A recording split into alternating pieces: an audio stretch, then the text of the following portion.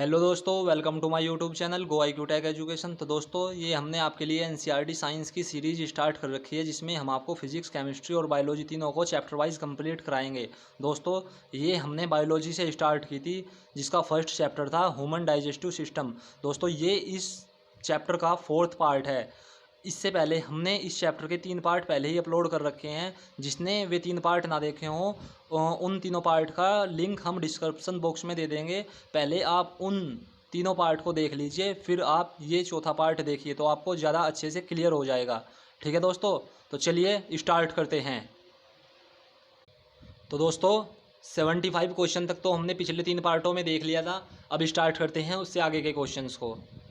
निम्न में से किसमें बिलीरुबिन नामक वर्णक पाया जाता है? जो बिलीरुबिन पिगमेंट होता है वो किस में पाया जाता है? तो दोस्तों, वो पाया जाता है बाइल जूस यानी पितरस में। देखिए, पितरस को सिक्रेशन कौन करता है? पितरस को कौन बनाता है? लीवर। अगर लीवर अच्छे से अपना कार्य ना करे तो अच्छे से पितरस नहीं बनेगा या बाइल जूस नहीं बनेगा, और जब अच्छे से नहीं बनेगा तो इसमें अच्छे से बिलीरुबिन को भी नहीं डिपॉजिट कर पाएगा लीवर। ठीक है, और जब बिलीरुबिन इसमें डिपॉजिट नहीं होगा बाइल जूस में, तो वो कहाँ जाएगा? वो जाएगा हमारी बॉडी में। और जब बिलीरुबिन हमारी बॉडी में डिपॉजिट हो जाता है तो हमारी बॉडी का कलर हो जाता है येलो, क्योंकि बिलीरुबिन भी एक येलो कलर का ही पिगमेंट होता है। तो जब हमारी बॉडी का कलर येलो हो जाता है, उसे हम बोलते हैं जॉन्डिस या पीलिया। तो पीलिया किसकी वजह से होता है? बिलीरुबिन पिगमेंट के कारण ही पीलिया होता है। ठीक है, और लीवर के अच्छे से फंक्शन ना करने के कारण होता है। ठीक है दोस्तों, पता चल गया ना कैसे होता है पीलिया या जॉन्डिस। चलिए नेक्स्ट क्वेश्चन। निम्न में से कौन सा एक यकृत का कार्य नहीं है? लीवर का कार्य कौन सा नहीं है, ये बताना है। देखिए, अतिरिक्त ग्लूकोज से ग्लाइकोजन का निर्माण करना और उसको संचित करना, ये काम होता है लीवर का। सही है, वैसे तो लीवर के बहुत से काम होते हैं। देखिए, टॉक्सिक अमोनिया को यूरिया में बदल देना। जो टॉक्सिक यानी जहरीला अमोनिया होता है, विषैला अमोनिया होता है, उसे यूरिया में बदल देता है लीवर। और यूरिया का क्या होता है? फिर यूरिया यूरिन के जरिए हमारे बाहर आ जाता है। ठीक है, वयस्कों में आरबीसी का निर्माण करना। देखिए, जो अडल्ट्स होते हैं, अडल्ट्स में आरबीसी का निर्माण कौन करता है? वो करता है बोन मैरो। ठीक है, अस्थि मज्जा में होता है आरबीसी का निर्माण अडल्ट अवस्था में। आरबीसी का निर्माण लीवर करता है भ्रूण अवस्था में। ठीक है, तो ये आंसर ये गलत हो जाएगा, ये इसका काम नहीं है, तो इसका आंसर ये हो जाएगा फिर सी। फिब्रिनोजेन और हिपेरिन का निर्माण करना। देखिए, ब्लड क्लोटिंग को कराता है, यानी खून के थक्का को जमाता है फिब्रिनोजन, और हिपेरिन जो खून के थक्के को जमने नहीं देता है। ये दोनों प्रकार के प्रोटीन्स का निर्माण भी करता है लीवर। ठीक है, चलिए देखिए, लीवर के फंक्शंस देख लीजिए कुछ जो बहुत ही इंपॉर्टेंट है। प्रोडक्शन ऑफ बाइल जूस का प्रोडक्शन करता है, चलो सभी को पता है ये तो। अगर बात करें मेटाबॉलिज्म ऑफ कार्बोहाइड्रेट्स को भी तोड़ता है, कुछ प्रोड्यूस करता है और स्टोरेज करता है ग्लाइकोजन का। ठीक है, ब्रेक डाउन करता है और सिंथेसिस करता है फैट का, यानी फैट को तोड़ता भी है और बनाता भी है। टॉक्सिक अमोनिया को ये बताया था अभी, टॉक्सिक अमोनिया को यूरिया में बदल देता है। कुछ जो फैट सोलेबल विटामिन होते हैं, जैसे A, D, E, K, इनका स्टोरेज करता है। ठीक है, जो वसा में घुलनशील होते हैं। एक होता है जल में घुलनशील, जल में घुलनशील होता है B और C, विटामिन B और C जल में घुलनशील होते हैं। ठीक है, synthesis of plasma protein, plasma protein को भी बनाता है, जैसे एल्बुमिन, ग्लोबुलिन। ठीक है, synthesis of protein which help in blood clotting, कुछ ये भी अभी आया था पिछले क्वेश्चन में ही। इन प्रोटीन्स को भी बनाता है जो ब्लड क्लोटिंग में हेल्प करते हैं, जैसे फिब्रिनोजन, प्रोथ्रोम्बिन। और जो ब्लड क्लोटिंग को नहीं होने देते हैं, यानी खून के थक्के को नहीं जमने देता है, उस प्रोटीन को भी बनाता है, जैसे हिपेरिन। एम्ब्रियो में आरबीसी का निर्माण करता है, जो भ्रूण होता है गर्भाशय में, उसमें आरबीसी का निर्माण करता है लीवर ही। चलिए, और देखिए, डिस्ट्रैक्शन करता है आरबीसी का लीवर, यानी आरबीसी को मारता है लीवर। और प्लीहा, प्लीहा होता है ना स्प्लीन। ठीक है, ये दोनों ही आरबीसी को मारते हैं, इसे प्लीहा को बोला जाता है ना आरबीसी का कब्रिस्तान। ठीक है, और स्टोरेज करता है B12 और आयरन का। ये समझ में आया आपको लीवर के कुछ फंक्शंस? देखिए, मानव शरीर के भाग और उसकी आकृति से संबंधित में गलत विकल्प चुने। ठीक है, देखिए, पित्ताशय नाशपाती के आकार का होता है, पित्ताशय गॉल ब्लैडर, ये पैनक्रियास गलत लिखा हुआ है, ये मिस्टेक है, ये होता है ये वाला गॉल ब्लैडर जो होता है, ये नाशपाती के आकार का होता है, ये सही है। जो स्टमक होता है, स्टमक अमाशय ये वाला, ये जे शेप का होता है, देखिए दिख भी रहा है, ये भी ठीक है। और जो ड्यूडेनम होता है, ड्यूडेनम जो छोटी आंत का फर्स्ट पार्ट होता है ना, ड्यूडेनम ये सी आकार का होता है, इस तरह से दिखाई दे रहा है डायग्राम में, ये भी सही है। तो इसमें गलत बताना था, गलत के संबंध में चुनना था ना, तो इसका आंसर होगा डी, लीवर। लीवर की अगर बात करें, क्या लीवर एल शेप का है? देखिए ये है लीवर, क्या ये एल शेप का है? नहीं, तो ये ही इसका आंसर होगा। चलिए नेक्स्ट क्वेश्चन। मनुष्यों में अग्राशय के संदर्भ में कौन अशक्य है? जो पैनक्रियाज है, पैनक्रियाज के संबंध में कौन अशक्य है? देखिए यह शरीर की सबसे बड़ी ग्रंथि है, नहीं ये गलत बात है। सबसे बड़ी ग्रंथि होती है शरीर की लीवर, ये होता है ना लीवर, ये होता है सबसे बड़ा ग्रंथि, तो इसका तो यही आंसर हो जाएगा। यह शरीर की दूसरी सबसे बड़ी ग्रंथि है, ये जो पैनक्रियाज होता है दूसरी सबसे बड़ी ग्रंथि होती है हमारी बॉडी की, ये याद रखिएगा, इंपॉर्टेंट है। यह एक मिश्रित ग्रंथि है। देखिए हमारे शरीर में दो प्रकार की ग्रंथियां पाई जाती हैं, एक होती है अंतःस्रावी ग्रंथि और एक होती है बाह्यस्रावी ग्रंथि। अंतःस्रावी को बोलते हैं एंडोक्राइन ग्लैंड्स और बाह्यस्रावी को बोलते हैं एक्सोक्राइन ग्लैंड। ठीक है, तो जो पैनक्रियाज होता है इसमें 1% पार्ट जो होता है इसका वो होता है एंडोक्राइन अंतःस्रावी, और 99% भाग होता है बाह्यस्रावी। ठीक है, तो ये मिश्रित है, ये भी सही है। यह एक मिश्रित ग्रंथि तो हो गया। देखिए यह गृहिणी के घेरे में एक पीले रंग की ग्रंथि है, ये पीले रंग की ग्रंथि होती है, येलो कलर्ड होते हैं gland, partially surrounded by duodenum. Duodenum के पास में ये जो दिखाई दे रही है आपको, ये होती है पीले कलर की होती है, तो ये भी सही होगा। ठीक है, चलिए नेक्स्ट क्वेश्चन। लैंगरहैंस की दीपिका कहाँ पाई जाती है? Islets of Langerhans. देखिए जो अभी मैंने आपको बताया था, जो पैनक्रियाज होता है, जो उसका 1% पार्ट जो अंतःस्रावी है उसे बोलते हैं, अंतःस्रावी पार्ट को ही बोलते हैं आइलेट्स ऑफ लैंगरहैंस। ठीक है, ये इंपॉर्टेंट क्वेश्चन है। ये आइलेट्स ऑफ लैंगरहैंस क्या होता है? ये कोशिकाओं का गुच्छा होता है। इन कोशिकाओं के बारे में भी हम आगे इनके फंक्शंस को जानते हैं। ठीक है, तो इसका आंसर ये किससे संबंधित है, कहाँ पाया जाता है? पैनक्रियाज में, डी आंसर होगा। चलिए नेक्स्ट क्वेश्चन। निम्न में से कौन सी कोशिका पैनक्रियाज के अंतःस्रावी भाग आइलेट्स ऑफ लैंगरहैंस में पाई जाती है? देखिए अल्फा, ये दिखाई दे रहा है ना आपको, alpha cells, alpha cell, beta cell, delta cell, ये तीनों कोशिकाएं पाई जाती हैं आइलेट्स ऑफ लैंगरहैंस में। तो इसका आंसर क्या होगा? इसका आंसर होगा डी, इनमें से सभी। ठीक है, इनके फंक्शंस भी होते हैं, वो चलो हम अभी देखते हैं आगे। देखिए आइलेट्स ऑफ लैंगरहैंस के विभिन्न कोशिकाओं और उससे स्रावित होने वाले स्रावित हार्मोन्स के संदर्भ में सही मिलान को चुनें। देखिए जो इसकी सेल्स होती हैं, 3 प्रकार की सेल्स अभी बताई थी आपको, अल्फा सेल, बीटा सेल और डेल्टा सेल, तो उसमें जो सही है ये बताना है। देखिए जो डेल्टा सेल होती है वो सिक्रेशन करते हैं सोमेटोस्टेटिन का। ठीक है, सोमेटोस्टेटिन का स्रावन करती है या सिक्रेशन करती है डेल्टा सेल्स। ठीक है, अगर बात करें हम बीटा सेल्स की, तो बीटा सेल्स का सिक्रेशन क्या होता है? बीटा सेल्स स्रावन यानी सिक्रेशन करती है इंसुलिन का, ये गलत लिखा हुआ है, इंसुलिन को इधर ले आओ और ग्लूकागोन को उधर ले जाओ। ठीक है, यानी जो अल्फा सेल होंगी वो सिक्रेशन करेंगी ग्लूकागोन का, और जो बीटा सेल्स होंगी वो स्रावन या सिक्रेशन करेगी इंसुलिन का। तो इस क्वेश्चन के अकॉर्डिंग अगर देखें तो आंसर हो जाएगा सच्ची, सही बताना था हमें। डेल्टा सेल सिक्रेशन करती है या स्रावित करती है सोमेटोस्टेटिन। ठीक है, चलिए नेक्स्ट क्वेश्चन। डैश अतिरिक्त ग्लूकोज को ग्लाइकोजन में बदल देता है? देखिए जो एक्स्ट्रा ग्लूकोज होता है हमारे शरीर में उसे ग्लाइकोजन में कौन बदल देता है? जो अभी बताई था नाम ने आपको, beta cells. Islets of Langerhans के अंदर थी बीटा सेल्स। ठीक है, और बीटा सेल्स का सिक्रेशन क्या था? इंसुलिन। तो वो ही इंसुलिन बदल देता है ग्लूकोज को, अतिरिक्त जो एक्स्ट्रा ग्लूकोज होता है उसे ग्लाइकोजन में। ठीक है, और इसे स्टोर कर लेता है लीवर फिर। ठीक है, तो इसका आंसर हो जाएगा बी, इंसुलिन। इंसुलिन हार्मोन्स जो होता है वो एक्स्ट्रा ग्लूकोज को ग्लाइकोजन में कन्वर्ट कर देता है। और देखो जो ज़रूरत पड़ने पर, फिर ज़रूरत होगी ग्लूकोज को हमारे शरीर को, ग्लूकोज की, तो इस ग्लाइकोजन को ग्लूकोज में चेंज करेगा ग्लूकागोन। ठीक है, जो ग्लूकागोन हार्मोन्स होता है ये सिक्रेशन, ये कन्वर्ट करेगा ग्लाइकोजन को ग्लूकोज में। और ये ग्लूकागोन का सिक्रेशन कौन करता है? जो आइलेट्स ऑफ लैंगरहैंस की अल्फा सेल्स थी वो करेगा। ठीक है, और सोमेटोस्टेटिन का स्रावन कौन करता है? इस हार्मोन्स का स्रावन कौन करता है? Delta cell. तो तीनों सेल की वर्किंग पता चल गई आपको। चलिए नेक्स्ट क्वेश्चन।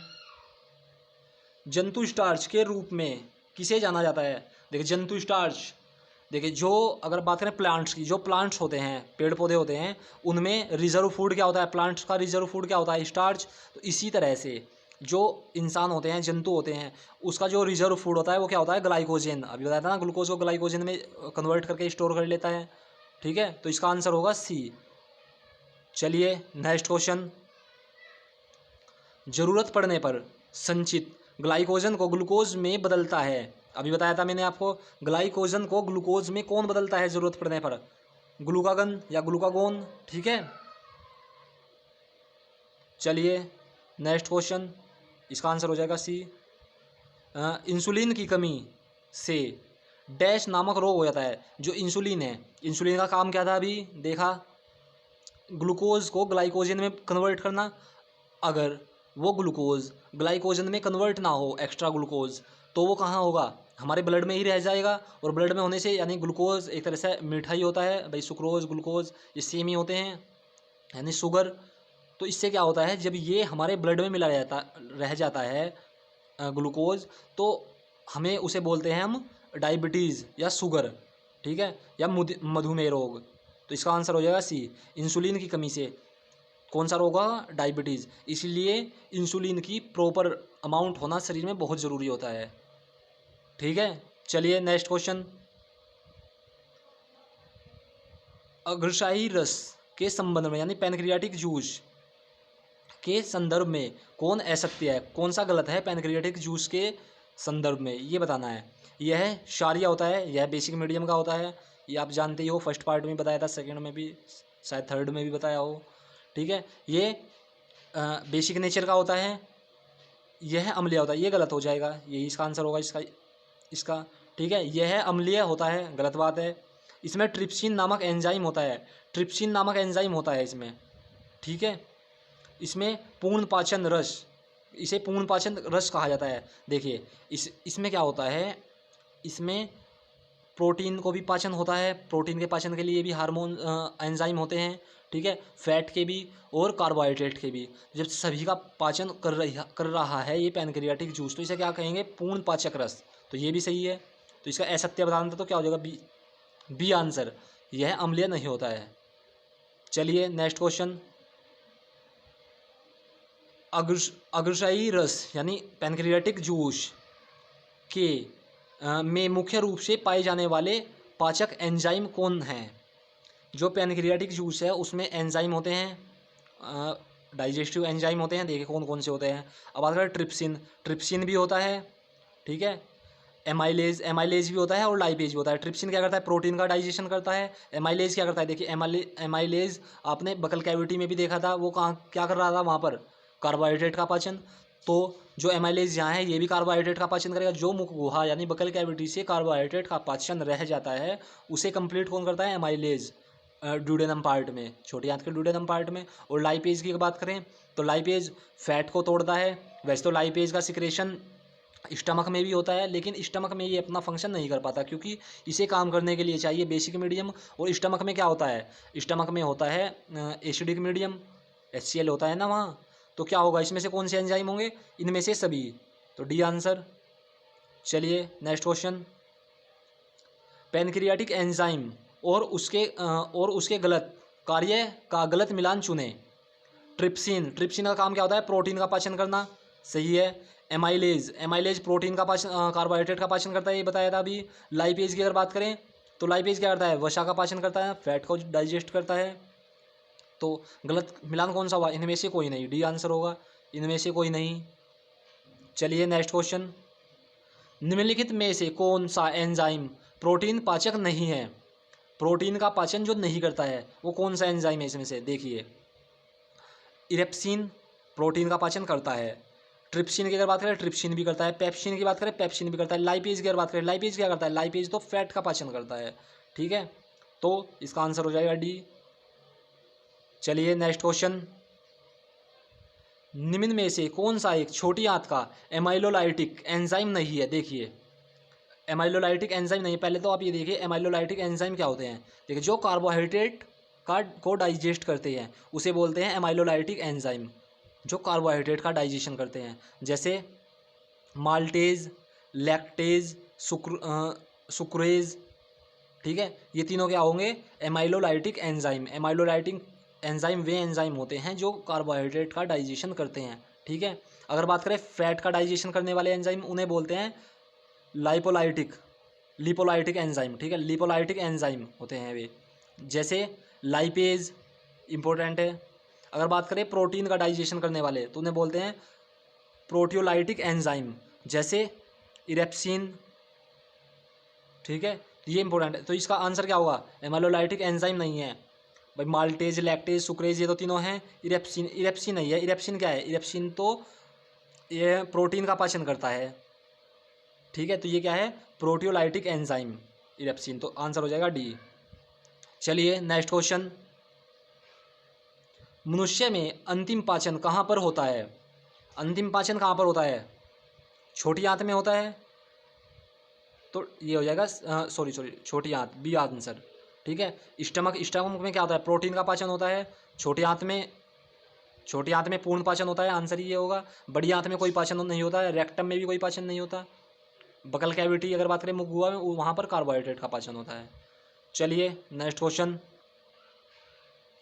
उस नलिका को क्या कहते हैं जिसमें पित्तरस और अग्नाशयी रस दोनों एक साथ आकर छोटी आंत के ड्यूडेनम में पहुंचते हैं। देखिए, ये होता है गोल ब्लैडर यानी पित्ताशय। पित्ताशय से एक नली निकलती है, नली समझ लीजिए आप, डक्ट निकलते हैं जिसे बोलते हैं, जो पित्तरस को लेकर आती है उसे बोलते हैं बाइल डक्ट। ठीक है, ऐसे ही जो ये होता है पैनक्रियाज से भी एक डक्ट निकलती है जिसे बोलते हैं पैनक्रियाटिक डक्ट। ये दोनों मिलकर आगे चलकर एक ही बन जाती हैं, कॉमन रास्ता बन जाता है इनका एक ही। ये फिर मिलती हैं ड्यूडेनम पार्ट में, इस छोटी आंत के ड्यूडेनम पार्ट में, जिसे बोलते हैं हिपैटिक पैनक्रियाटिक डक्ट। ठीक है, तो इसका आंसर होगा सी। ये जो यहाँ पर मिलती है, इसमें मिलती है ड्यूडेनम में, तो इसका आंसर होगा सी। चलिए नेक्स्ट क्वेश्चन, वसा का पाचन मुख्य रूप से कहाँ पर शुरू होता है। वसा, अगर फैट की बात करें, देखिए मुख गुहा में कार्बोहाइड्रेट का पाचन होता है। ठीक है, अगर अमाशय की बात करें, स्टमक में प्रोटीन का पाचन होता है। छोटी आंत में बात करें, छोटी आंत में स्टार्ट होता है फैट का पाचन यानी वसा का पाचन। तो इसका आंसर होगा सी, छोटी आंत में फैट का पाचन स्टार्ट होता है छोटी आंत से। चलिए नेक्स्ट क्वेश्चन, गैस्ट्रिक जूस में होता है। देखिए गैस्ट्रिक जूस में क्या होता है, गैस्ट्रिक जूस का सिक्रेशन कहाँ होता है, यानी अमाशय रस, अमाशय में ही होगा, स्टमक में होगा। ठीक है, अमाशय स्टमक। तो इसमें क्या होता है, पेप्सिन होता है, लाइपेज होता है, रेनिन होता है, और HCl भी होता है, और म्यूकस भी होता है। ठीक है, तो ये सब होते हैं। तो इसका आंसर क्या होगा, ए। ठीक है, जो स्टमक की दीवारों से सिक्रेशन होता है ना इसका, गैस्ट्रिक जूस का। चलिए नेक्स्ट क्वेश्चन, निम्नलिखित में से गलत संबंध को चुने। गलत संबंध देखिए कौन सा है इसमें, लार ग्रंथियाँ। लार ग्रंथि की बात करें तो लार ग्रंथियाँ 3 प्रकार की होती हैं। देखिए, एक तो होती है नंबर 1 की अगर बात करें, सबलैंगुअल ग्लैंड्स होती हैं, सलेवरी ग्लैंड्स। एक होती है सब मैंडिबुलर ग्लैंड्स, और एक होती है पैरोटिड ग्लैंड्स। ठीक है, तो सलेवरी ग्लैंड क्या होगा, पैरोटिड होगा। ये तो सही है, हमें गलत चुनना है, ये सही है। बिलीरुबिन और बिलीवर्डिन कहाँ पाए जाते हैं, पित्त में, बाइल जूस में मिलते हैं ना, तो ये भी सही है। वसा का पाचन कौन करता है, लाइपेज करता है, ये भी सही है। स्टार्च का जल अपघटन, पेप्सिन, ये गलत है। पेप्सिन क्या करता है, प्रोटीन का पाचन करता है, तो ये ही इसका आंसर होगा, डी। ठीक है, चलिए नेक्स्ट क्वेश्चन, पीलिया में कौन सा अंग प्रभावित होता है। देखिए बताया था पीलिया किसकी वजह से हुआ, जो जॉन्डिस होता है। जॉन्डिस किसके कारण होता है, लीवर के सही से फंक्शन ना करने के कारण। ठीक है, तो इसका आंसर क्या होगा, लीवर। बताया था ना आपको, लीवर क्या करता है, बाइल जूस में बिलीरुबिन को नहीं डाल पाता है, और जब नहीं डलता है तो वो हमारी बॉडी में डिपॉजिट हो जाता है, और बॉडी में डिपॉजिट होने से बॉडी पीली पड़ जाती है, क्योंकि जो बिलीरुबिन होता है वो पीले रंग का पिगमेंट होता है, जिसे हम बोलते हैं जॉन्डिस या पीलिया। तो ये यकृत के कारण हुआ, लीवर के कारण हुआ, तो सी आंसर। चलिए नेक्स्ट क्वेश्चन, कुफर्स कोशिकाएं किससे संबंधित है। कुफर्स कोशिकाएं संबंधित होती हैं लीवर से यानी यकृत से। ठीक है, तो ये आंसर होगा। चलिए नेक्स्ट क्वेश्चन, जब मनुष्य में पाचन समाप्त होता है तब जटिल पोषक तत्व और उसका अंतिम रूपांतरण के संदर्भ में कौन सही मिलान नहीं है, कौन सा गलत है, इसमें ये बताना है। देखिए, जो फाइनली फैट टूटता है या फाइनली फैट का डाइजेशन होता है, वो उसका क्या बनता है, फैटी एसिड और ग्लिसरॉल में बदल जाता है फैट टूटने के बाद, ठीक है। और प्रोटीन की बात करें तो प्रोटीन से बन जाता है एमिनो एसिड। और अगर बात करें कार्बोहाइड्रेट की, तो कार्बोहाइड्रेट से क्या होता है, कार्बोहाइड्रेट टूट जाता है ग्लूकोज में, फ्रुक्टोज में, लैक्टोज में, ठीक है। और बात करें सेलुलोज, सेलुलोज ग्लूकोज में, देखिए सेलुलोज का पाचन हमारे शरीर में नहीं होता। पहली बात तो सेलुलोज ग्लूकोज में ही टूटता है, लेकिन ये टूटता है पशुओं में। जो पशु होते हैं ना, गाय भैंस, वे सेलुलोज का पाचन कर पाते हैं। हमारा शरीर सेलुलोज का पाचन नहीं कर पाता, क्योंकि सेलुलोज को डाइजेस्ट करने के लिए जिन एंजाइम का आवश्यकता होती है या ज़रूरत होती है, उसे सिक्रेशन करते हैं उसका बैक्टीरिया, और वे बैक्टीरिया हमारे शरीर में नहीं पाए जाते हैं, ठीक है। तो सेलुलोज का पाचन हमारे शरीर में होता ही नहीं है। और सेलुलोज का अगर हम सेलुलोज ले भी लेते हैं या खा भी लेते हैं तो हम ऐसे के ऐसे ही निकाल भी देते हैं, ठीक है, इसका डाइजेशन नहीं होता।